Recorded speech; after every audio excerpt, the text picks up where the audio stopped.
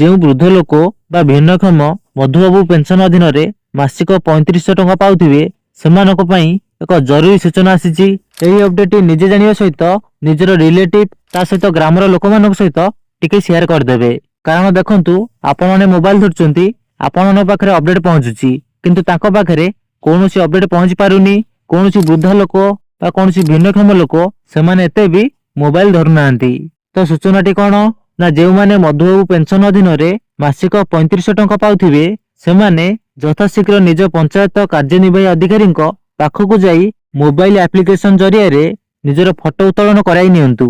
ତେବେ ଆପଣମାନେ ଯଦି ପଞ୍ଚାୟତ ଅଫିସକୁ ନ ଯାଇକି ଫଟୋ ନ ଉଠାଇ ଭେରିଫାଏ ନ କରନ୍ତି ତେବେ ଆପଣମାନଙ୍କୁ ଜାନୁଆରୀ ମାସ ଠାରୁ ଆଉ 3500 ଟଙ୍କା ମିଳିବ ନାହିଁ। ତେବେ ଏଠି ଦେଖନ୍ତୁ କୁହାଯାଇଛି ମଧ୍ୟ ନଚେତ୍ ଫଟୋ ଉତ୍ତୋଳନ କରିନଥିବା ହିତାଧିକାରୀ ମାନଙ୍କର ଜାନୁଆରୀ 2026 ଠାରୁ ପେନସନ ବନ୍ଦ ହୋଇଯିବ। ତ ଏହାର ସମ୍ପୂର୍ଣ୍ଣ ନୋଟିସଟି ଟେଲିଗ୍ରାମରେ ସେୟାର କରିଦେଇଛି, ଆପଣମାନେ ଯାଇକି ସମ୍ପୂର୍ଣ୍ଣ ଦେଖିପାରିବେ। ତ ଦର୍ଶକ ବନ୍ଧୁ ଆପଣମାନଙ୍କୁ ଗୋଟେ ଛୋଟିଆ ରିକ୍ୱେଷ୍ଟ, ଭିଡିଓଟିକୁ ଅନ୍ୟମାନଙ୍କ ସହିତ ସେୟାର କରିବେ, ତା ସହିତ ଯେତେ ମାତ୍ରାରେ ପାରିବେ ଏହି ଅପଡେଟଟିକୁ ଅନ୍ୟମାନଙ୍କୁ ଜଣାଇଦେବେ। ତ ରହିଲି, ଦେଖାହେବା ଆଉ ଏକ ଭିଡିଓରେ ଆଣ୍ଡ ନ୍ୟୁ ଅପଡେଟ ସହିତ। ଜୟ ଜଗନ୍ନାଥ।